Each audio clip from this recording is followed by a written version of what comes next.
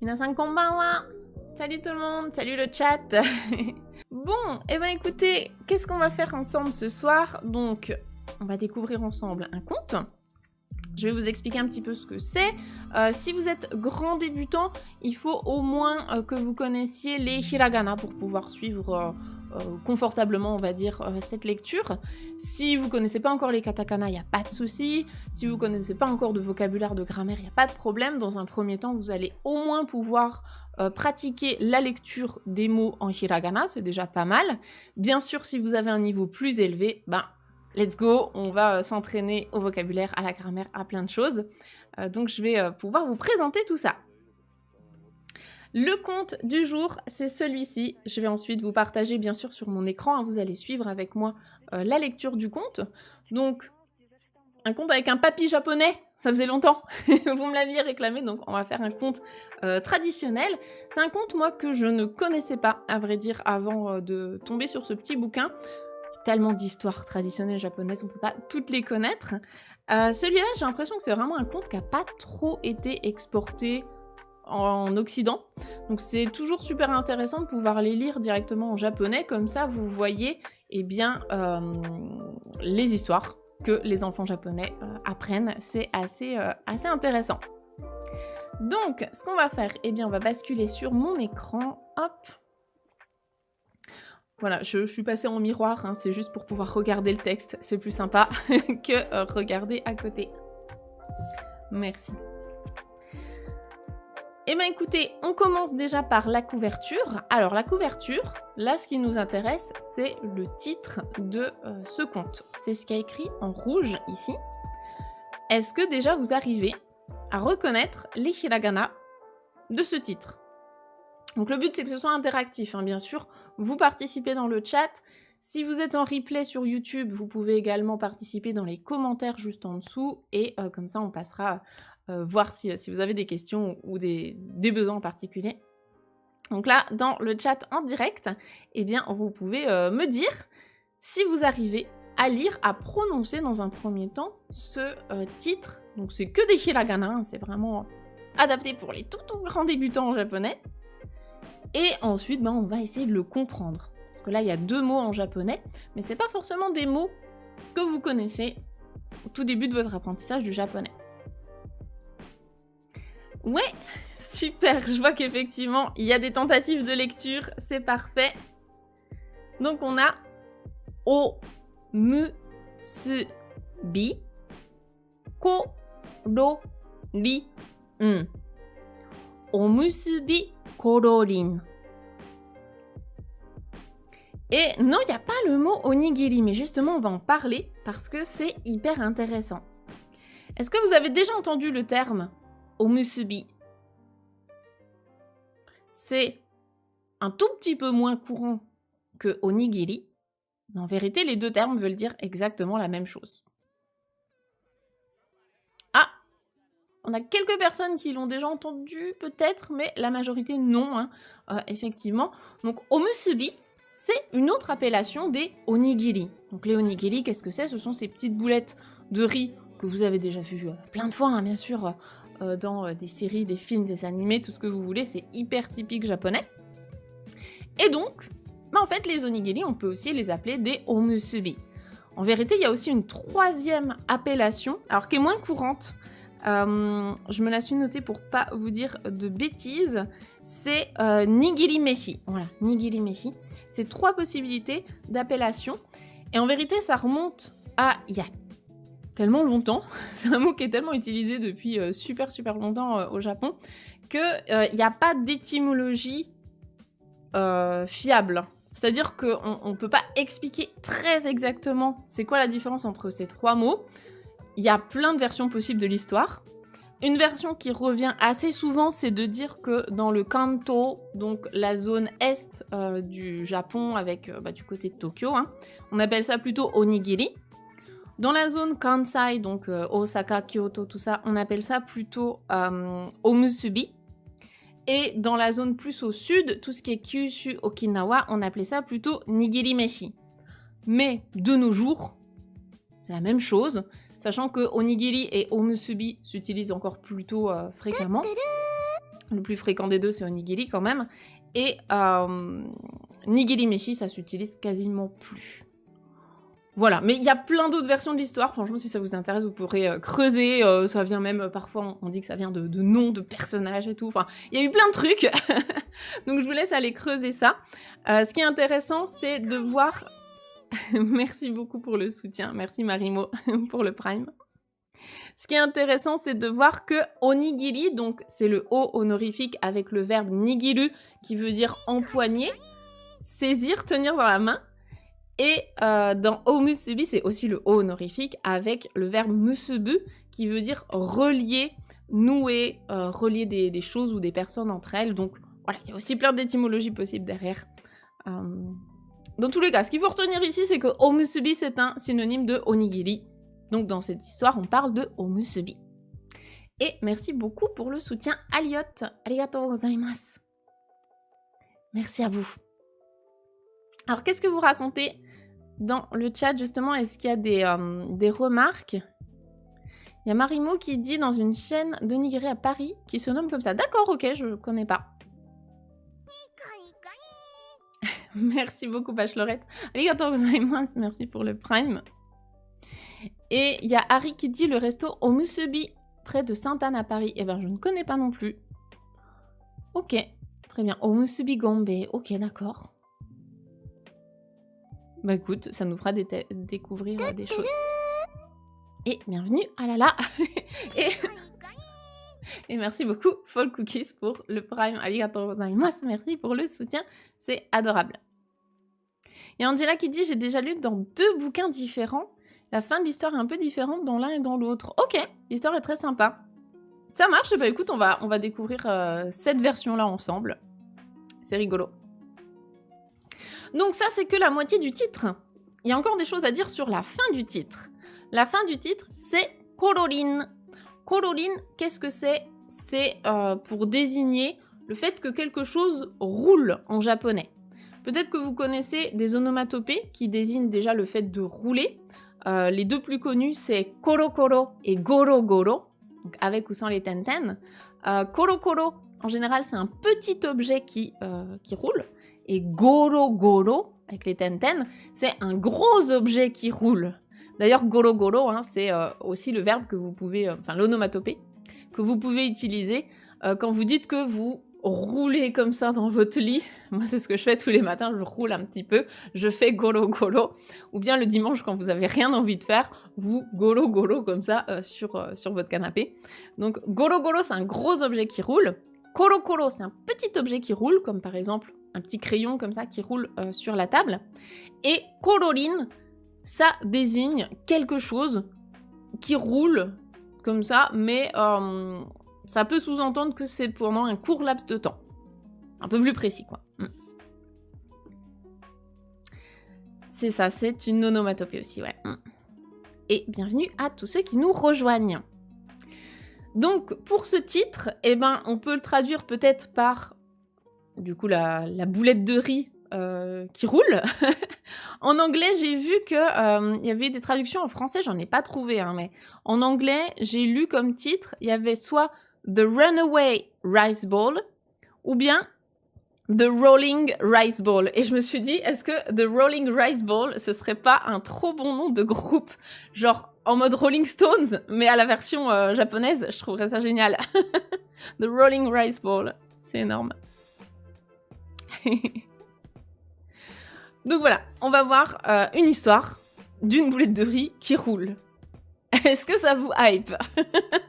C'est marrant, non?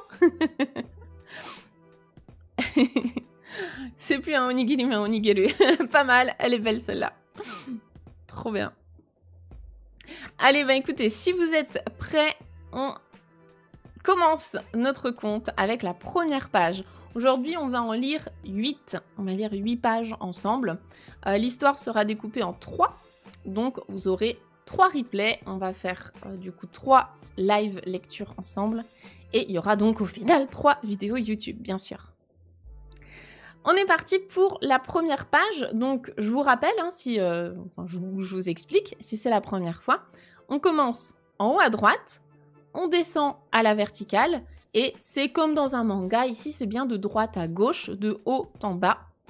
Donc on y va tranquillement.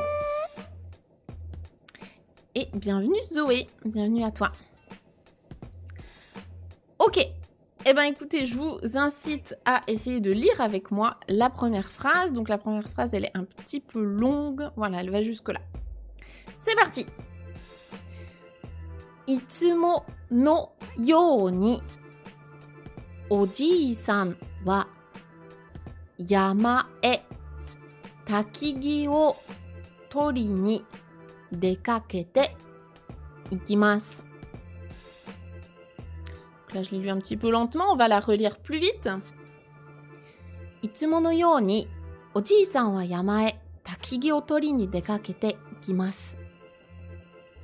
Si vous avez déjà fait d'autres contes avec moi, notamment Momotaro, je pense, c'est quasiment le même début. On est vraiment sur un début similaire, la phrase est quasiment la même, le vocabulaire est le même. Donc, est-ce que parmi les vétérans parmi vous, il y en a qui comprennent cette phrase? Et pour les très grands débutants, est-ce que vous reconnaissez peut-être un ou deux mots, il y a peut-être 2 ou 3 mots même carrément courants ici, que vous pouvez connaître en tant que débutant. Donnez-moi tout ça dans le chat, justement, profitez-en pour écrire les mots que vous connaissez dans le chat, ça permet aussi d'en faire profiter aux autres.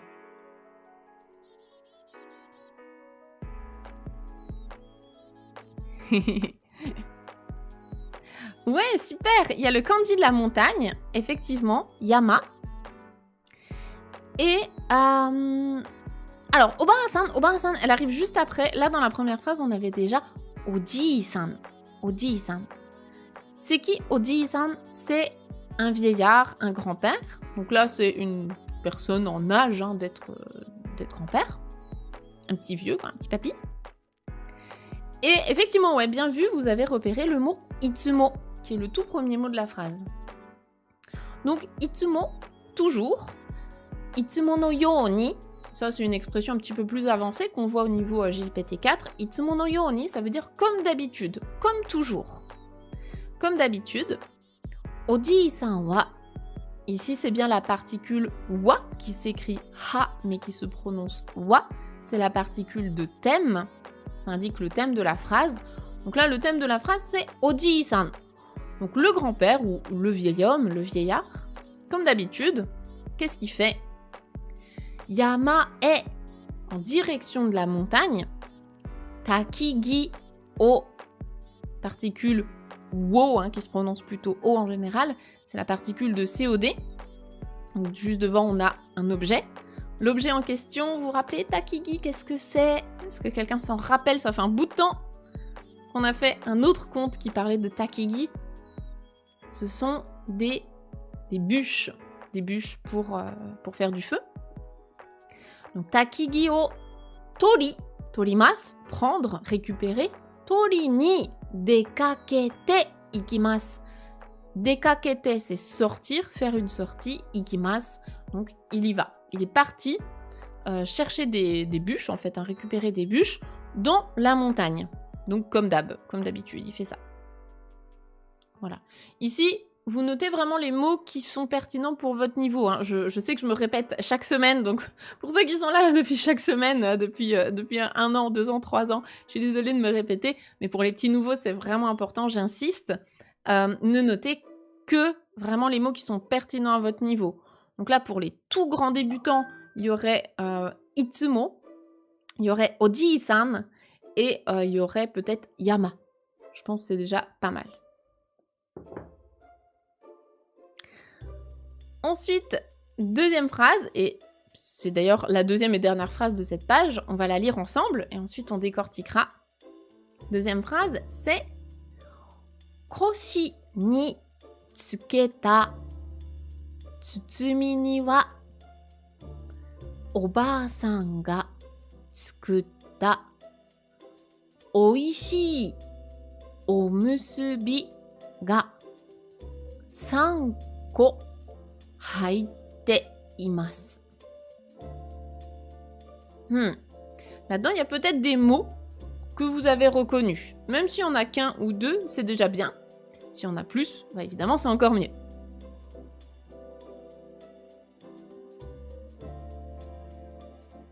Et coucou les petits nouveaux. Bienvenue à vous. Alors, qu'est-ce que vous avez reconnu? Qu'est-ce que vous connaissez?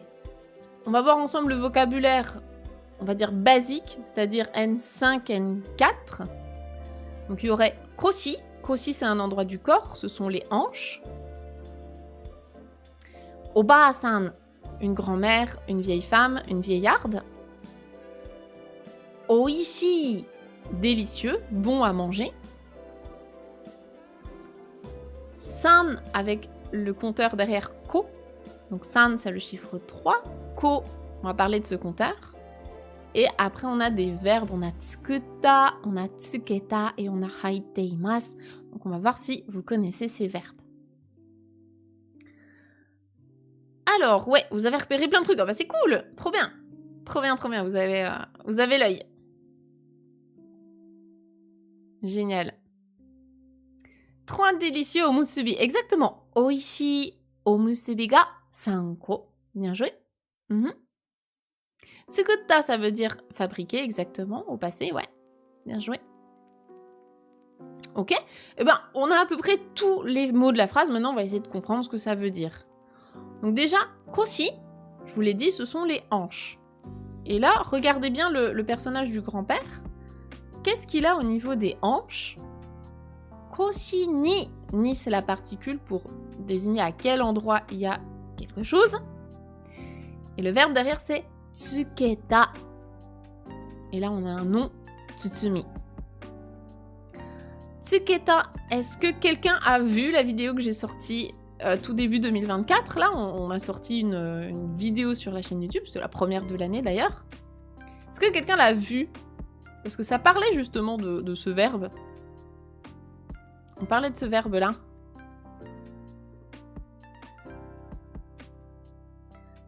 C'est le verbe tsukeru, tsukemasu, qui veut dire plein de choses en fonction des contextes. Donc si vous n'avez pas vu la vidéo, vous pourrez aller la revoir, enfin la voir ou la revoir. Et ici, dans ce contexte-là, koshi ni tsuketa, c'est qui a été accroché, en fait, qu'il a accroché à ses hanches, qu'il a fixé en fait sur ses hanches ou à sa taille, on pourrait dire en français aussi. Donc, qui a été fixé sur ses hanches. Tsutsumi. Tsutsumi, en fait, ici, on parle de ce petit baluchon. Ce petit baluchon. Donc, en français, tsutsumi, c'est tout ce qui est un colis, un paquet. Mais là, moi, j'aimerais bien le traduire peut-être par petit sac ou baluchon, c'est tout ça. Donc, dans le baluchon qu'il a fixé à ses hanches, à sa taille, ici on a bien la particule ni pour l'intérieur, le lieu, et le wa, c'est la particule de thème, c'est une double particule du coup, ça on le voit beaucoup dans la formation GLPT4.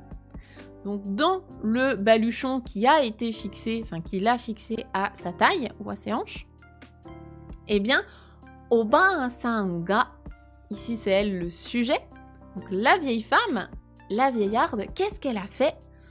Tsukutta oishii omusubi, les délicieux omusubi que la grand-mère a fabriqués, tsukutta, tsukuru, tsukurimasu, fabriqué.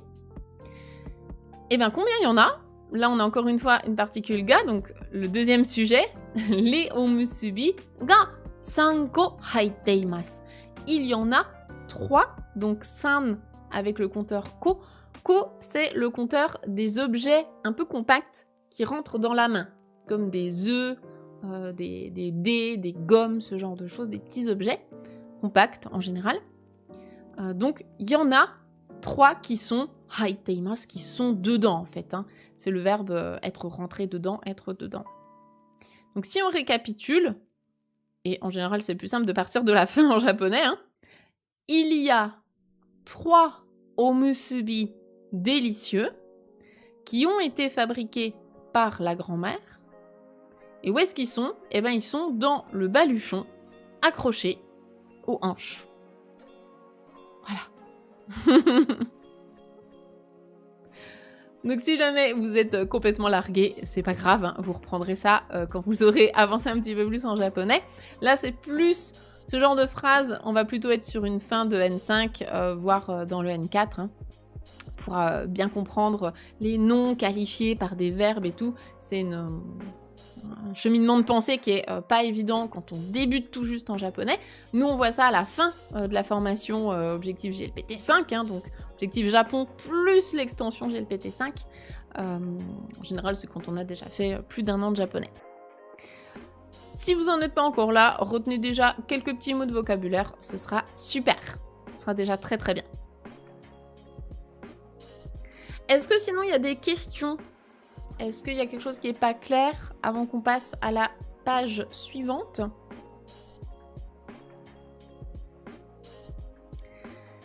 La particule ga, c'est comme un sous-sujet après qu'on ait mis le wa. Alors, non. En vérité, ga est un peu plus fort que wa. C'est juste que wa, c'est la particule de thème et ga, c'est la particule de sujet. Mais en fonction de où tu en es dans ton apprentissage du japonais, je te l'expliquerai pas de la même manière. C'était vraiment très grand débutant. Donc, N5 ou moins. Je l'expliquerai très simplement. Et si t'es à plus d'un N5, si t'es déjà en route vers le N4, N3, tout ça, là, je te l'expliquerai vraiment en détail. C'est l'une des notions les plus dures à comprendre au tout début en japonais, donc je l'explique pas de la même manière en fonction de qui j'ai en face, parce que des fois ça fait pire que mieux. Des fois ça vous embrouille plus qu'autre chose. Coucou Jérémy. Coucou. J'espère que tu vas bien. Parce qu'en fait, en français, on a que des sujets, on n'a pas vraiment de thème. L'équivalent de la particule de thème, ça n'existe pas trop. Donc, ce que tu peux retenir dans les grandes lignes, c'est que wa donne une information sur un thème et ga va pousser un peu en avant un sujet. C'est déjà pas mal de sensibiliser à ça. Après, je te conseille vraiment d'apprendre ga au tout début avec des verbes. Donc, ga imasu, ga arimasu. Ou avec des adjectifs, ga suki desu, ga jouzu desu. C'est exactement ce qu'on voit dans la formation Objectif Japon, tu te laisses embarquer au fur et à mesure. Au début, c'est bien, pour certaines choses, de pas se poser trop de questions. Et une fois que t'es bien habitué à ça, tu prends tes marques, tu prends tes aises, et là, tu peux aller creuser des sujets. Je pense que c'est un peu comme partout. Oui, c'est ça, Babushka. Omusubi égale onigiri, on en a parlé au tout début. Tout début de la lecture. Ok, bah écoutez, s'il n'y a pas d'autres questions, on continue avec la page suivante. Alors, regardez un petit peu les images et on va lire ensemble cette première phrase qui est très courte. Allez, on est parti. Oji-san wa isshokeimei takigi o torimashita. Oji-san wa, donc là on a toujours le thème, hein. Le thème c'est Oji-san, donc le grand-père, le vieillard. En ce qui concerne le vieillard, qu'est-ce qu'il a fait? L'action c'est takigi o torimashita. Ça, on a vu le vocabulaire juste avant, hein. C'est donc prendre des bûches. Donc ici, c'est peut-être plus des bâtons, des brindilles, hein, mais c'est vraiment des choses à mettre dans le feu. Donc il en a pris, il en a récupéré. Et on a... Je pense que ça rentre dans la case adverbe. En tout cas, la manière dont il l'a fait, c'est isshokeimei. Est-ce que vous connaissez ça, ce petit mot, cette petite... c'est pas vraiment une expression. Je pense que ça rentre dans la case adverbe. Des fois, je suis pas au clair avec les termes employés en grammaire française. Je suis pas prof de français, vous m'en voudrez pas. Et je trouve que le français est plus compliqué que le japonais sur beaucoup de points. Mais isshokeimei, ici, c'est vraiment la manière dont il a récupéré ses bûches. Qu'est-ce que c'est isshokeimei? C'est, ouais, vraiment de toutes ses forces. Enfin, il y a mis tout son cœur, quoi. C'est faire les choses à fond. C'est faire les choses à fond. Donc, il a tout donné. Il a ramassé ses bûches. Il est au taquet. Avec engouement, ouais, c'est ça. Il est à fond, quoi. Et il a ramassé ça. Ici, on a des petits crochets, comme ça. Donc, c'est l'équivalent des guillemets en français. C'est pour désigner qu'il y a quelqu'un qui parle. Et donc, là, c'est le petit papy. Allez, on va essayer de lui faire une voix sympa à ce petit papy. mo o hiru ka. Onaka ga peko peko da wai. Alors, il y a peut-être des choses que vous avez reconnues ici.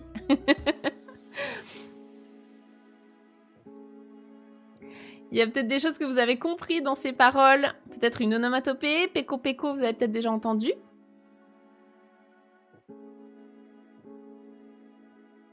Est-ce que quelqu'un a compris un petit peu ce qu'il dit? Oya, mo o hiru ka. Son ventre a faim, ouais, c'est ça. Exactement, c'est littéralement ça. Donc, Oya, bon, ça, c'est juste une petite interjection, comme ça. Il dit juste, Wa, mo, o hiru. Hiru. Hiru, c'est le midi, le temps de midi. Donc, o hiru ka. Wa, c'est déjà midi. Et donc, il se pose la question, mais c'est un peu rhétorique. Donc, il a dû voir l'heure et il se dit, Wa, ou le soleil dans le ciel, hein. Wa, c'est déjà midi, quoi. Onaka, onaka c'est le ventre, ça c'est un mot important, hein, il faut le connaître. Onaka ga peko peko. Peko peko.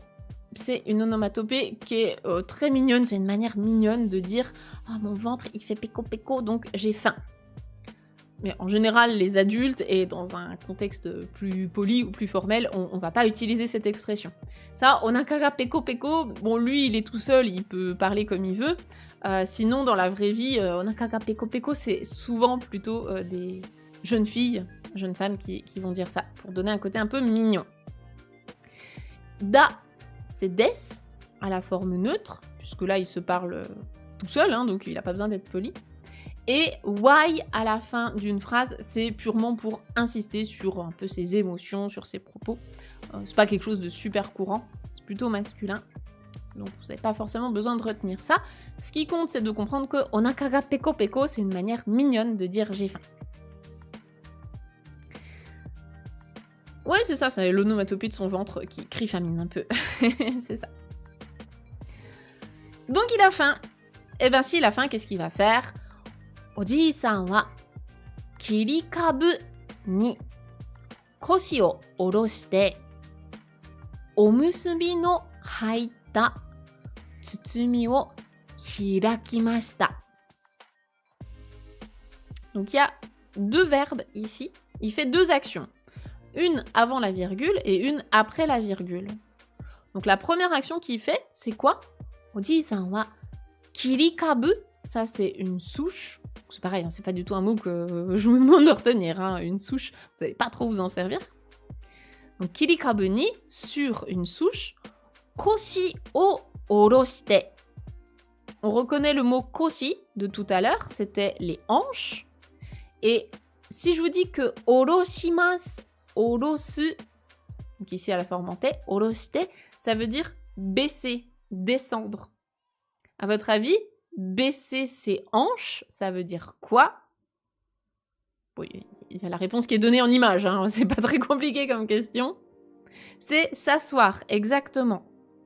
Donc bien sûr qu'en japonais, il y a un verbe pour dire s'asseoir, hein, c'est suaru, mais il y a une autre expression pour dire s'asseoir aussi, c'est donc baisser ses hanches. Koshi o oroshite, donc il s'assoit sur une souche, et omusubi no haita. Ici, le no, il a la même valeur qu'un ga. On pourrait voir omusubi ga haita. Ce serait un peu pareil. C'est assez similaire, on va dire. Donc, omusubi no haita tsutsumi, le paquet, le baluchon, dans lequel les omusubi étaient insérés dedans, étaient mises. Qu'est-ce qu'il a fait de ça? Eh bien, hirakimashita, hiraku, hirakimasu, c'est ouvrir. Donc, il a ouvert le sac dans lequel il y avait ses omusubi. Et il se parle tout seul. Il dit « Dewa, itadaku to suru ka. Itadaku to suru ka. » Donc, dewa, c'est bon bain. Allez, dewa, bon bain. Itadaku. Itadaku, vous reconnaissez probablement hein, la formule itadakimasu. C'est donc ce qu'on dit juste avant de manger. Itadaku, c'est sa forme familière ou neutre, hein, c'est pareil. Et de base, ça veut dire vraiment recevoir, donc être reconnaissant de recevoir quelque chose. Tadaku to suru ka, ici, il faut le voir comme une seule expression. La forme grammaticale, elle est classée GLPT2, hein, donc c'est beaucoup plus avancé. Mais en gros, là, ce qu'ils font comprendre, c'est bon, bah du coup, je vais m'en faire un festin, je vais déjeuner, je vais manger ça, quoi. Et du coup, il va manger ses petites boulettes de riz. Et l'histoire pourrait s'arrêter là, et c'est tout. Mais non, ce n'est que le début. Et vous vous rappelez de l'intitulé, du titre de cette histoire. Vous vous rappelez le titre, donc vous vous doutez qu'il va se passer quelque chose avec ces petites boulettes de riz. Il y a Elliot qui dit, il paraît qu'on ne souhaite pas bon appétit au Japon. Exactement. Exactement, on ne souhaite pas un bon appétit aux autres, hein, jamais. Itadakimasu, c'est remercie pour ce repas. C'est pour ça que là, il le dit tout seul. Il n'a pas d'amis autour de lui, hein. Il ne souhaite pas un bon appétit à quelqu'un. Il dit qu'il va... Enfin, c'est pas exactement ce qu'il dit, mais il aurait pu dire « Itadakimasu » en japonais tout seul avant de manger, il va le dire. Alors, qu'est-ce qui va se passer? Elle prend la fuite, potentiellement. Qu'est-ce qui va se passer avec cette boulette de riz? Il en a 3, hein, vous voyez. Sur l'image, il en a 3. On nous a dit juste avant qu'il y en avait 5. Qu'est-ce qui va se passer? Le suspense est à son comble. Je bois un petit coup pendant que vous me faites vos théories. Pendant que vous me partagez tout ça.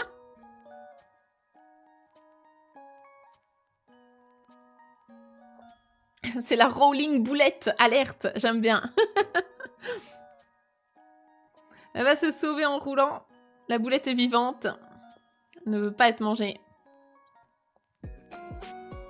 En vérité, c'est un petit peu plus simple que ça. C'est plus simple que ça. On découvre ça ensemble. Ce qui se passe, c'est que omusubi o toridashita toki desu. Omusubi o toridashita toki desu. Toki, c'est le moment, l'instant. C'est l'instant où toridasu, c'est sortir. Donc là, sortir de son sac. Qu'est-ce qu'il a sorti? Donc là, omusubi. Donc c'est le moment, c'est l'instant là où il a sorti la boulette. Et bah, qu'est-ce qui se passe? Ukkarite. Te, c'est la main. Ukkarite ga subette. Otoshite shimaimashita, tout simplement. Donc, ukkari. Alors, ukkari, c'est un petit mot qui veut dire, là, dans ce contexte-là, un peu maladroit, un peu... on a fait quelque chose comme ça de maladroit. Je pense qu'on va le traduire comme ça. Moi, je m'étais noté... Oui, dans l'expression, enfin, dans le verbe ukkari suru, ça peut aussi être distrait, oublier quelque chose. Là, je pense que c'est plus maladroit, hein, parce que c'est l'action. Où t'es distrait, tu fais un truc et hop là. Donc, ses mains maladroites, je pense qu'on dirait comme ça. Ga subette, ici c'est le verbe suberu qui veut dire glisser. Donc en fait, de ses mains maladroites comme ça, la boulette elle a glissé. Et otoshite shimaimashita, otosu, otoshimasu, ça veut dire faire tomber. Et la forme en teshimaimasu, ici, elle précise la notion un peu de regret. Donc, ses mains un petit peu maladroites, hein. Bon, c'est un petit papy, et en plus de ça, il a coupé des bûches et tout, donc il est peut-être un peu fatigué. Et ben, en fait, on tout simplement laissé échapper la boulette. Elles l'ont fait tomber. C'est encore plus simple. Donc la boulette, pas forcément vivante, même si on peut voir un peu un visage là, mais... Peut-être moi qui fais de la pareidolie surtout, j'ai envie de voir des visages partout, mais... J'ai l'impression que c'est un visage avec les yeux, la bouche, et là les petites patounes en dessous, mais... Normalement, la boulette n'est pas vivante dans l'histoire. C'est triste, il a juste perdu sa boulette, bah oui. C'est ça. Nigate, c'est plus... un truc où t'es pas à l'aise avec, ou c'est pas ton truc, quoi. Tu peux dire aussi, dans un sens comme ça, un petit peu, c'est otchokochoi, ça peut aussi être étourdi. Donc, bah, il a fait tomber sa boulette. Et donc, qu'est-ce qui se passe? On décrit omusubi wa, en ce qui concerne la petite boulette, omusubi wa saka o dondon korogatte ikimasu. Saka, petit moyen mémotechnique. Saka, c'est ici, ça veut dire la pente. Et c'est le Saka que vous retrouvez dans Osaka. Donc la ville d'Osaka. C'est avec le kanji de grand. Osaka, ça veut dire la grande pente. Et ne prononcez plus jamais Osaka avec un Z. Parce qu'il n'y a pas de Z. Il n'y a pas de Z ici en japonais. C'est Osaka. Je me suis battue pendant mes 3 années de lycée pour que ma prof d'histoire, elle dise Osaka. Elle l'a jamais dit. Donc, ne dites pas ça autrement, s'il vous plaît. C'est Osaka. Donc, Saka, ça veut dire la boulette. Et omusubi wa saka o dondon korogatte. Donc, elle roule rapidement. Hein, dondon, rapidement. Korogatte, elle roule, et ikimasu, donc elle part en fait. Elle part en roulant très vite. Ici, on a à nouveau des paroles. Donc c'est le petit papy qui crie un peu ici. Il dit « Oi !» Donc c'est un allongement. « Oi !» « Omusubi yai !» Donc il crie un peu. Ça n'a pas plus de signification. Hein. C'est vraiment « Ah, mes boulettes de riz !» Et donc, koro koro, koro koro, tomarimasen. Koro koro, on a vu, hein, c'est l'onomatopée des petits objets qui roulent. Koro koro, koro koro, tomarimasen, elle ne s'arrête pas. C'est le verbe tomaru, tomarimasu, forme négative. Elle ne s'arrête pas.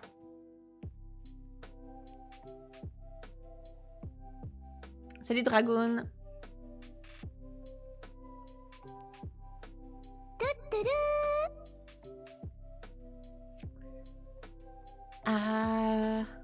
Ah, vous êtes peut-être sur une autre... J'ai peut-être loupé des messages. Il en avait encore 2. Oui, c'est vrai, mais il avait peut-être très faim. Il voulait peut-être manger les 3. Donc, notre boulette, elle déboule la pente. Elle, hop. Elle roule. Et effectivement, là, il y a un petit tanuki ici qui est caché, qui observe la scène. Est-ce qu'il y avait d'autres questions sur cette page avant qu'on passe à la suite, ou est-ce que ça va? Minasan daijoubu?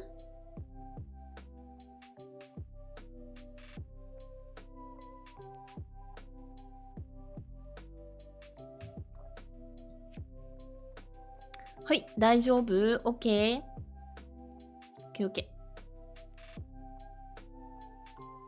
C'est vrai. Si l'histoire ne continue pas, effectivement. Ok, et ben alors on continue. On continue avec la page suivante. Et donc, on a le petit papier là. Vous voyez en bas à droite ce qui se passe. Et surtout, on a une grande illustration.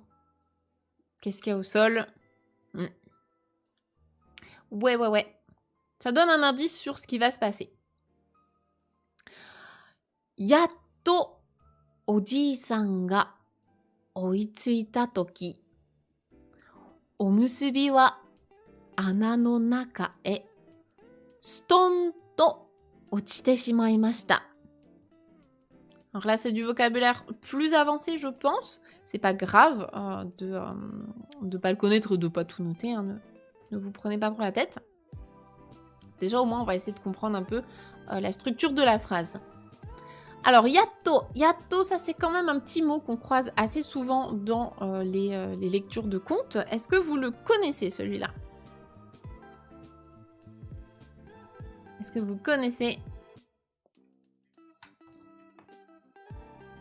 Enfin, ouais, finalement, au bout du compte, il y avait une question peut-être... Alors, j'ai peut-être loupé 2-3 trucs, hein, n'hésitez pas à me redemander. Il y a FG qui dit le verbe pour... Alors, c'est korogatte, le verbe d'avant. C'est korogaru. Korogaru qui veut dire rouler. Dans le sens rouler, un truc qui... Rouler, boulet, quoi. Effectivement, je l'avais peut-être pas expliqué. Donc ouais, yatto, on peut le traduire de plein de manières, hein, finalement, enfin, au bout du compte. Ça peut être aussi parfois avec peine, avec difficulté, en fonction du contexte. là, moi, je dirais enfin. Oji-san ga oitsuita toki. Oitsuku, c'est le verbe rattraper, rejoindre. Donc, au moment où le papy, il avait enfin rejoint sa boulette, eh bien, omusubi wa, qu'est-ce qu'elle a fait, la boulette de riz? Omusubi wa ana. À ne pas confondre avec hana. Et ça, justement, c'est hyper important de prononcer les H en japonais, puisque hana, ça peut vouloir dire soit les fleurs, soit le nez. Mais ana sans H, ça veut dire... Bah, c'est le trou. C'est le trou. Vous pouvez dire hana no ana, ça marche, hein, les trous de nez.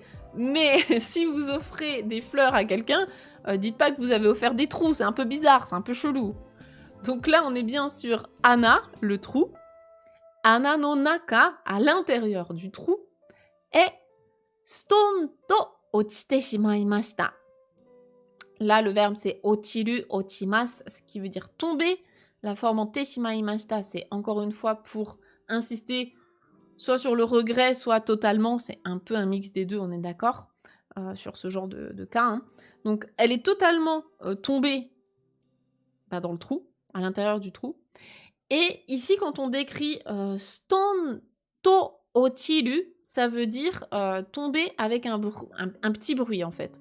Donc, le stone to, c'est pour décrire tout petit bruit. Donc, ça a fait, peut-être, je sais pas, comme ça, elle tombe dans le trou, quoi. À noter aussi que dans certains contextes, stone, ça peut aussi vouloir dire tout droit. Donc, ça peut aussi être, hop, elle est tombée d'un coup dans le trou. Ça peut être avec un bruit, ça peut être aussi tout droit. Donc bon, ça change pas grand-chose à l'histoire, quoi. Qui a fait un trou à cet endroit, c'est pas gentil. Eh ben, c'est toute la question. Est-ce qu'on est sur un terrain de golf, peut-être? Coucou ours polaire, bonne année à toi aussi.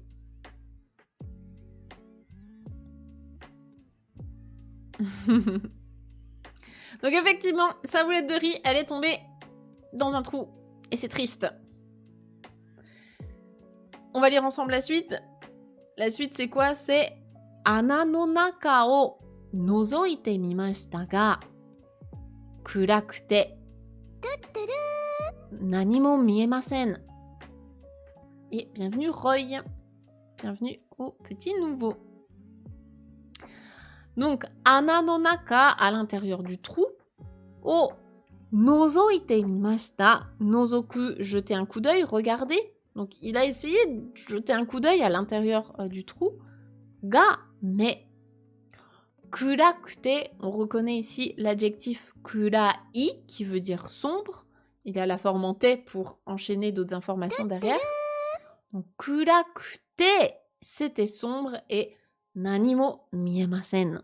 On ne voyait rien. La forme en tel peut aussi désigner la cause. Hein. Donc, comme c'était sombre, on ne voyait rien. On ne voit rien. Et bienvenue. Coucou Va Carmel et coucou Xylo. Bienvenue à vous. Donc, eh ben, la boulette est tombée dans le trou. Il a essayé de regarder dedans, mais comme c'est sombre, il ne voit rien. Et arigato gozaimasu. Merci ours polaire. Merci pour les 40 bits. Arigato. Merci pour le soutien. Et c'est vrai qu'il y avait un petit tanuki sur la page d'avant. Je sais pas si les tanuki creusent des trous. J'ai pas cette info. Peut-être. C'est peut-être un peu comme des blaireaux. Pourquoi miemasen et pas mimasen? Parce que miemasen, ça veut dire qu'on ne voit rien, alors que mimasen, c'est ne pas regarder. C'est la différence entre regarder fixement, quand tu regardes la télé, tu regardes quelque chose, alors que miemasen, c'est voir. Donc vraiment juste la capacité à voir un truc. Donc là, on ne voit rien. On ne voit rien. Et il y a Kazu qui dit, petite question, je pars au Japon en juillet. Donc, dans 6 mois à peu près, j'ai commencé à apprendre il y a quelques mois déjà. Est-ce qu'avec un peu de rigueur, je pourrais bien me faire comprendre d'ici là? Ben oui, carrément. Mais pour ça, il faut que tu aies un plan de route, quoi. Que tu saches exactement ce que tu apprends, des trucs logiques, dans un enchaînement logique, etc. Donc, je te conseille de te trouver vraiment une méthode qui te convient. pour pas apprendre juste des petits mots à droite à gauche et en fait pas savoir faire de phrases, pas savoir parler, etc. Donc si jamais profite pour en parler, hein, comme vous êtes là. Ce dimanche, on a les inscriptions à Objectif Japon qui rouvrent pendant 5 jours. Et justement, ce sera la première rentrée scolaire de l'année. Donc si jamais tu veux nous rejoindre, eh bien, ça commence ce dimanche. Jusqu'à vendredi prochain. La semaine d'après. Et merci beaucoup, Nausicaa, pour ton prime. Arigatou gozaimasu. Merci beaucoup pour le soutien, c'est adorable. Donc ici, j'étais en train de dire qu'effectivement, miemasen, ça veut dire ne pas être capable de voir. Donc il ne voit rien. Alors que mimasen, c'est il ne regarde pas. Ça n'a pas le même sens. Et la dernière phrase, c'est ses paroles. C'est les paroles du petit papy. Et qu'est-ce qu'il dit? Il dit « Yare yare, mottainai » Bon, il peut le dire aussi de manière plus déçue peut-être. « Yare yare, mottainai » Ça pourrait être quelque chose comme ça aussi en fonction de l'émotion qu'il y met. Mais en gros, yare yare, c'est oh ben ah là là. C'est quelque chose comme ça. Et mottainai, c'est un mot qui désigne le gâchis en fait, quelque chose qui a été gâché. Donc ben, comme il pourra pas manger sa boulette de riz, elle est tombée, c'est du gâchis. Et salut Natalo. Attention, non, c'est pas la forme potentielle de Miru. La forme potentielle de Miru, c'est Mirareru.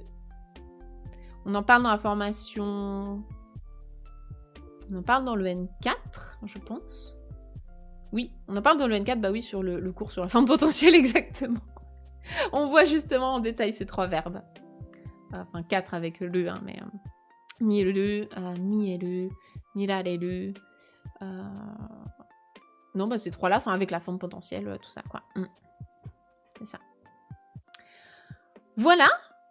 Voilà pour cette page. Est-ce que jusque-là, ça va? Daijoubu?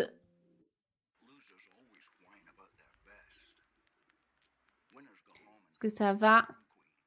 Oui, il y a Fanny qui dit au bout de 5 mois et demi, je vais déjà pouvoir échanger dans 1 mois au Japon avec Objectif Japon, mais c'est du temps à consacrer, bien sûr, bien sûr. Oh bah, c'est sûr que si tu y passes 30 secondes par jour, autant dire qu'il se passera rien, c'est normal. C'est normal, c'est comme tout. Il faut quand même s'investir un minimum. Yes, ok, daijoubu. Ja, tsugi. Tsugi wa kore desu. La page suivante, c'est ça. Et il va se passer des trucs. Il va se passer des trucs. Alors, qu'est-ce qui se passe? Suruto, alors, ce faisant, ana no naka kara, depuis l'intérieur du trou, kawairashii uta ga kikoete kita no desu. Kawairashi, c'est la même chose que kawaii. Donc c'est adorable, mignon, quelque chose comme ça. Hein. Kawairashi, kawaii. Uta, une chanson, un chant. Ga, kikoete kita no desu. Donc kikoemasu, c'est entendre. Et kikoete kita, ça veut dire que ça vient en fait. Il y a on entend ça depuis l'intérieur du trou. Donc ça vient de l'intérieur du trou et ça ressort à nos oreilles à la surface.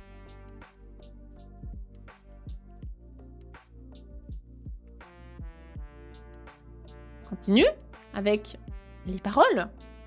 Et là, bah comme c'est kawaii-rashi, kawaii-rashi uta, je vais tenter un truc. Hein. On va voir ce qu'on va tenter. Tout à l'heure, j'avais une idée, là j'en ai plus, mais c'est pas grave, on va improviser. Omusubi korori sutto to. Je sais pas ce que je fais, mais on tente un truc. Korori ureshi sutto to. Nantonaku. Un truc du genre. Vous pourrez m'envoyer vos versions d'ailleurs de la chanson parce que je ne sais pas du tout ce que je fais, mais tout à l'heure j'avais un autre air, mais en fait celui-là est presque mieux. Vous pourrez m'envoyer vos vocaux si ça vous amuse, si vous avez des meilleures versions de ma chanson. J'ai essayé de faire un truc un peu kawaii-rashi. Donc, c'est la chanson qui émane de ce trou, bien sûr. On va essayer de comprendre un peu les paroles et ensuite je regarderai, j'ai vu qu'il y avait des messages dans le chat. Donc, omusubi, c'est bien sûr la boulette de riz. Korori, on en a parlé, hein, c'est le fait de rouler. Suto, bah en fait ça vient de ce qu'on a vu juste avant, suton. Donc c'est un truc qui tombe et peut-être soit tout droit, soit qui fait du bruit. Et là du coup c'est juste pour faire une petite mélodie avec. Donc, korori, elle tombe. Ureshi, ureshi, c'est être content, être heureux. Sotonton, voilà. Donc, il y a juste une chanson qui chante un truc en mode la boulette de riz, elle est tombée. La boulette de riz, elle tombe et on est content. Un truc comme ça, les paroles, c'est ça. Et donc, la dernière phrase, c'est Kiteita oji-san wa nandaka tanoshiku natte kimashita. Donc, Kiteita, hein, il était en train d'écouter. Kiteita oji-san, donc le papy qui était en train d'écouter ça. Nandaka tanoshiku natte kimashita. Bah, en fait, d'une certaine manière, on sait pas trop pourquoi, mais tanoshi, c'est amusant, s'amuser. Et tanoshiku natte, il est devenu. En gros, il s'est ambiancé, quoi. C'est pas trop pourquoi, mais bah, du coup, ça l'a ambiancé. Il s'est mis dedans et puis ça l'a amusé. Et merci bien sûr pour le clip qui restera dans les annales de cette chaîne Twitch. Et bah, si jamais vous avez des questions ou des remarques, n'hésitez pas à les faire dans le chat, je vais passer voir un petit peu ce que vous racontez. J'ai vu le message de Kazu qui dit c'est un peu ce que j'ai fait, apprendre des trucs à froid, à droite à gauche je pense. Je fais des kanji sur une appli, je regarde des comptes Insta avec du vocabulaire tous les jours, livre, les lives, ouais, lecture de comptes, fiche 50 kanji, les mots, etc. C'est ça, bah c'est bien d'avoir une petite base à droite à gauche, mais si jamais tu peux vraiment être soit accompagné, soit vraiment te trouver une méthode qui t'emmène, on va dire, du point A au point B, c'est-à-dire du point, tu as des petites connaissances, mais tu sais pas forcément trop parler, trop comprendre, jusqu'à ce que tu puisses débarquer au Japon et discuter avec les gens, c'est quand même cool. Voilà, si jamais tu as l'occasion de le faire, c'est vraiment le meilleur conseil que je peux te donner, ça évite de s'éparpiller dans tous les sens. Et donc, si tu souhaites nous rejoindre dans Objectif Japon, eh bien les portes ouvrent ce dimanche. Voilà pour cette page. Est-ce qu'il y avait d'autres questions? Dites-moi tout. Si jamais, on passe à la suite. Et on n'a pas fini d'en entendre parler de cette chanson. On n'a clairement pas fini d'en entendre parler. Puisque la page suivante, ça va continuer. Donc là, c'est le petit papy. Au début, il dit quelque chose. Qu'est-ce qu'il dit? Il dit « Motto ». Non, pardon, voix de papy. « Motto utatte okure ». Motto, donc encore plus. Utatte, c'est le verbe utau, utaimasu, chanter. Et ici, c'est la forme te okure. Si vous connaissez déjà la forme en te kuremasu, te kurete, te kureru, etc., c'est cette forme-là. Mais c'est de l'impératif, puisque kure, c'est la forme impérative. Et elle est un petit peu plus adoucie, puisqu'on a le o devant. Donc c'est une forme assez spécifique. Hein. Dans la vie de tous les jours, on dira plutôt te kurete, ce genre de choses. Donc la forme en te kureru, c'est pour exprimer la gratitude. Donc merci de m'offrir ça. Mais en même temps, ici, c'est un ordre. Donc il dit, en gros, chanter plus, chanter encore plus, ben pour moi, quoi. Il exprime sa gratitude. Oji-san wa nokotta 2つのおむすびを次々と穴に転がしました。転がし。Ouais. Donc, おじいさんは残った2つのおむすび。les deux, donc futatsu, hein, ici ils utilisent le compteur des tsu, tout à l'heure on utilisait le compteur des ko, mais les deux se valent pour parler des boulettes de riz. Donc les deux boulettes de riz que le grand-père avait nokota, nokoru c'est laissé de côté. Donc ces deux boulettes de riz, eh bien tsugi, tsugi, to, successivement, les unes après les autres, ana ni korogashimashita, il les a donc fait rouler dans le trou, les unes après les autres. Il les a mis, bah c'est ce qu'on voit ici, hein, il les a mis les unes après les autres dans le trou. Et donc là on retrouve notre chanson, c'est reparti. Round 2. Alors faut que je me rappelle de l'air, c'était, je crois, Omusubi korori suton suton. Ah non, suton ton, pardon. Je la refais. Omusubi korori suton ton. Omochi o tsukimashou suton ton. Un truc comme ça, hein. Comme c'est une chanson un peu bizarre, parce que y a des mots un peu faits exprès. On peut imaginer un peu ce qu'on veut comme air. Je suis sûre que vous en avez des bien meilleurs que moi, hein, des airs de chansons, des mélodies. Je fais avec ce que j'ai. C'est un jukebox onigiri. J'avoue, ce serait incroyable. Dès que tu mets une onigiri dedans, ça te fait de la musique. Énorme. Donc, bon, je pense que vous avez un petit peu compris la première phrase au moins. Hein. Omusubi kororin tonton. Donc, la omusubi, elle déboule dedans et elle tombe, quoi. Et là, par contre, il y a un nouveau verbe, c'est omochi o tsukimashou. Et là, il y a l'allongement qui a été enlevé, hein, parce que c'est dans le rythme de leur chanson. Je sais pas si vous l'avez entendu, il y a le chat qui vient. Tu veux des mochi, toi aussi? Tu veux des mochi? Parce que là, on parle de ça, on parle de faire des mochi. En mochi o tsuku, en japonais, c'est faire justement de la pâte. C'est quoi le terme exact? C'est... Ouais, c'est piler du riz. L'action exacte, c'est piler du riz cuit pour en faire du mochi. Donc vous savez, cette pâte gluante, là, derrière, pour en faire des pâtisseries, tout ça. Donc, omochi o tsuku, c'est ça. C'est presser le riz, le piler pour en faire de la pâte à mochi. Moi, je crois qu'elle voulait pas de mochi, en fait, elle est partie.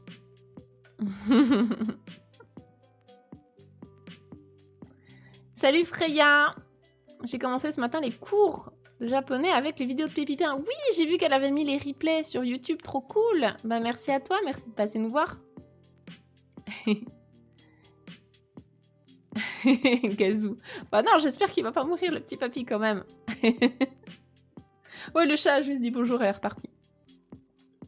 Donc bah, du coup, il y a la petite voix qui chante la chanson mignonne là, qui dit on va presser les mochi, enfin on va presser le riz pour en faire de la pâte à mochi.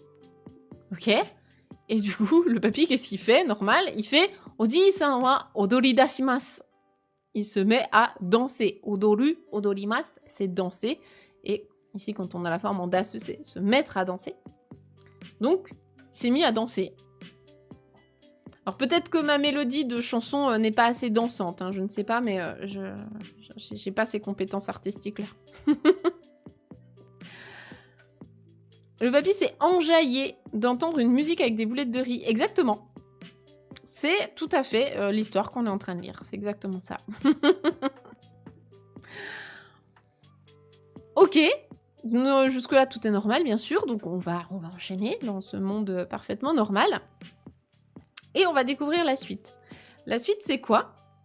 C'est Oji-san wa ano tanoshii uta ga motto kikitaku narimashita. Donc le grand-père, le vieillard, Oji-san, wa ano tanoshii uta. Ano uta, cette chanson-là. Et ici, on l'a qualifiée de tanoshii. Donc tanoshii, c'est sympa, agréable, plaisant, fun, quoi. Donc cette chanson sympa, Et ben qu'est-ce qu'il voulait? Motto kikitaku narimashita. Donc là, il y a deux choses intéressantes. Il y a deux structures grammaticales intéressantes. Toutes les deux sont de niveau GLPT 5, 4, hein, c'est niveau débutant. Donc déjà, la première forme, c'est kikita. Et ici, imaginez qu'à la place du ku, on aurait un i. Qu'est-ce que ça veut dire kikitai? Kikitai. Est-ce que quelqu'un a déjà vu la forme en taille? Qu'est-ce que c'est? Kikitai, c'est effectivement la forme en taille, ça veut dire vouloir faire quelque chose. Donc kikitai, vouloir écouter. Et ici, la forme en taille, on l'a couplée à narimashita. Donc la forme en ku narimasu, ça veut dire qu'il y a eu un changement. Avant, il voulait pas forcément l'écouter. Et là, maintenant, il est devenu, en fait, le verbe narimasu, c'est devenir. Hein. Il est devenu, il a envie de l'écouter. Donc en français, on dirait qu'il a encore plus envie de l'écouter, quoi. Maintenant, motto. Donc motto kikitaku narimashita. Il a eu envie de plus l'écouter. Encore. Il y a Freya qui demande « Est-ce que c'est bien que je reste pour écouter, même si je comprends pas, pour me faire à l'oral de la langue ?» Tu peux, bien sûr, tu es tout à fait bienvenue parmi nous. Moi, ce que je conseille, c'est ces lives, justement, de lecture, c'est de commencer à les suivre quand tu connais les hiragana. Quand tu sais lire les hiragana, ça devient intéressant parce que tu peux les mettre en pratique. Mais si tu as envie de rester et puis te faire à l'oreille et bien sûr t'amuser avec nous, n'hésite pas. Ça te fait découvrir un conte aussi, c'est sympa. Donc, il a envie d'écouter cette chanson, gros banger comme chanson, bien sûr. Je pense que je ne lui rends pas honneur, je suis désolée, vraiment. Mais on va continuer sur cette lancée. Et des mots, mais, cependant, mo, o musubi wa hitotsu mo nokotte imasen. Donc ici, on a mo plus la forme négative. Quand c'est mot plus négatif, ça veut dire qu'il n'y en a plus. Il n'y a plus de quelque chose. C'est fini, il n'y en a plus. Donc là, qu'est-ce qu'il n'y a plus? Eh bien, forcément, omusubi, hein, les boulettes de riz. Omusubi wa hitotsu mo, pas même une. Hitotsu, c'est un, une unité de quelque chose. Hitotsu mo nokotte imasen. Nokoru, rester. Nokorimasu. Négatif, hein, nokotte imasen, il ne reste plus une seule. Il ne reste plus une seule boulette de riz. Donc effectivement, si c'est un principe de jukebox, il n'y a plus de crédit. Oji-san wa ana ni yobikakemashita. Donc dans le trou, il s'est écrié, il a interpellé, il a appelé, il a ce que vous voulez. Moi, je m'étais noté s'adresser à ou bien lancer un appel, ça marche aussi. Hein. Donc, en gros, c'est exactement l'image à gauche. Je suis en train de la mimer, mais c'est pareil. En gros, il s'est écrié au trou, il a dit au trou, eh bien, omusubi wa mo nai yo. Donc, il n'y a plus de boulettes de riz. Il n'y en a plus. Je vous informe qu'il n'y en a plus. DJ Boulette. Il est où? C'est ça. Donc, il informe DJ Boulette qu'il n'y a plus de boulettes. C'est fini. Et qu'est-ce qui va se passer à votre avis? Allez, je prends un petit peu de temps juste pour vous demander vos avis parce qu'en général, vous avez une imagination débordante. Ça me fait toujours beaucoup rire. Et parfois, il y en a certains qui voient juste. Donc ça, j'aime bien aussi. Comme ça, moi, ça me permet de boire un coup. Et vous, ça vous permet de participer.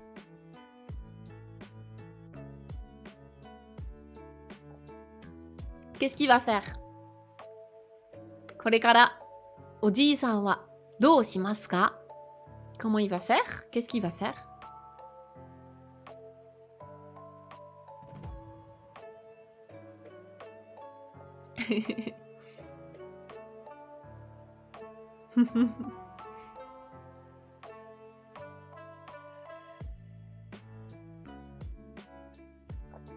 Ah, il y a plein d'idées, c'est trop bien.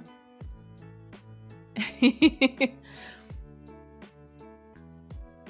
y a plein d'idées, c'est trop cool. Alors, j'ai vu...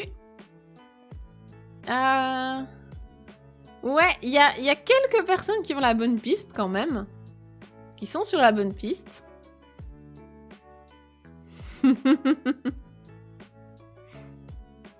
Ouais, on est quand même un peu sur la bonne piste. Allez. Je vous préviens, la prochaine page, c'est la dernière qu'on fait pour aujourd'hui. Parce qu'en fait, on est déjà allé... on a bien avancé, mine de rien. Je pensais que ce serait un petit peu plus long si je devais expliquer plus de choses, mais comme c'est souvent le même vocabulaire qui revient au final, on a pu avancer assez vite. Un génie-chat va sortir. Ah, je crois que t'es resté à la semaine dernière.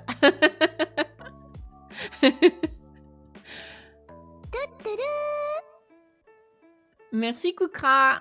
Bienvenue à toi. Merci pour le follow. Allez, on découvre ensemble ce qui va se passer. Vous êtes prêts? C'est parti.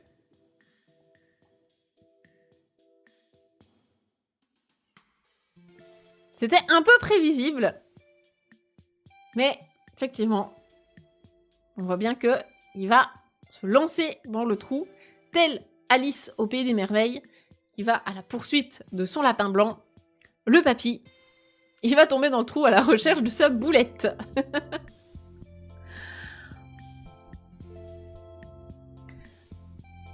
Allez, on découvre l'histoire quand même ensemble. Donc, qu'est-ce qui se passe ici? Suruto, donc, alors, ce faisant, eh bien, Dodesho, qu'est-ce qui va se passer?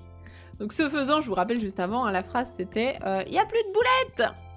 Donc, alors, bah, qu'est-ce qui se passe? Dodesho, c'est un peu une question rhétorique, hein. Qu'est-ce qu'on fait? Stomp. Donc là, c'est toujours notre onomatopée du bruit d'un truc qui tombe, hein, normalement. Oji-san no karada ga ana no naka ni korogari ochite ikimashita. C'est 3 verbes en un petit peu à la fin là. Alors, Oji-san no karada. Karada, ça c'est un mot important quand on est débutant aussi. Hein. Karada, c'est le corps. Donc le corps humain, mais pas que. Karada, c'est son corps. Le corps du papy, c'est le sujet de la phrase. Qu'est-ce qu'il a fait le corps du papy? Eh bien, ana no naka ni, à l'intérieur du trou, korogari, donc rouler, enfin faire débouler quoi, rouler. Ochite, tomber, ikimashita, bah du coup il y va quoi. Il est parti pour débouler dans le trou, hein, il tombe dedans. Donc son corps est tombé dans le trou. Il est tombé dans le trou, exactement. Et, à nouveau, pour la dernière fois aujourd'hui, on va avoir la petite chanson, puisque la chanson c'est Ji-san, korori, su-ton-ton, o-musubi ji-san, koro-korori. Ah, qu'est-ce que vous me faites pas faire, hein, franchement. Est-ce que vous avez compris les paroles? Wakarimashita ka? Chotto wakarimashita ka? Est-ce que vous avez compris un petit peu ça? Donc, Ji-san, on a enlevé le O honorifique. Hein, là, ils sont carrément plus du tout polis, les gens. Ça peut être un peu affectif, hein, mais Ji-san, donc le papy, quoi, le vieux. Donc, le vieux, Kororin, ce ton-ton, bah, du coup, il est tombé, quoi. Il déboule. Et au musubi ji-san, donc le vieux aux boulettes de riz, koro-kororin, il tombe, quoi. Il roule. Il roule, quoi. Ano uta ga kikoete kimashita. Donc, on a entendu cette chanson. Cette chanson a été entendue par le papy, par nous. Et bah, on va s'arrêter là-dessus. Comme tout bon cliffhanger qui se respecte. Là, je veux voir toutes les théories fuser. À votre avis, qui c'est qui chante? C'est quoi? Qu'est-ce qui se passe? Est-ce que c'est un jukebox? Est-ce que c'est un humain? Est-ce que c'est un tanuki? Qu'est-ce qui se passe? Est-ce qu'il y a un génie? Est-ce que... Voilà. Je veux que vous me fassiez rêver par vos théories. Et on découvrira ça ensemble la prochaine fois. Voilà. J'ai hâte de voir toutes vos théories. Les plus abracadabresques. Ça sent le oni, il y a madame ou les enfants tanuki, des tanuki, des souris, la boulette qui chante. Ça peut être plein de choses, ouais.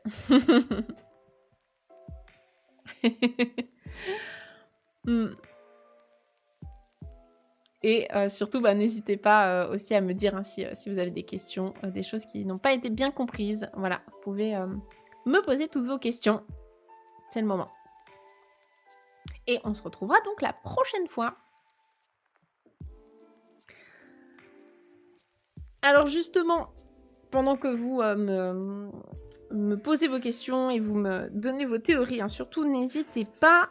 Je voulais juste vous faire remarquer que la prochaine fois, ça je vais vous faire attendre longtemps, je suis désolée, ce sera dans 2 semaines parce que la semaine prochaine je suis en déplacement professionnel, je ne serai pas disponible du tout.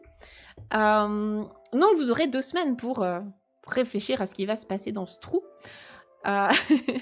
Pour les élèves, de toute façon, vous avez le planning hein, des ateliers qui est disponible sur le serveur Discord, donc vous pourrez vous y référer, comme ça vous y penserez. Hop, je reviens vers vous en grand. Alors, c'est quoi vos théories incroyables des yokai? Les tanuki qui chantent, faisant de la pâte à moitié avec les onigiri. Une princesse. La grand-mère. Le tanuki en haut, il a l'air surpris, ça peut pas être lui. Après, il est peut-être surpris que le papy soit tombé. Tout simplement. Mais on va découvrir ça ensemble et ça va être sympa. J'ai hâte de vous montrer la suite.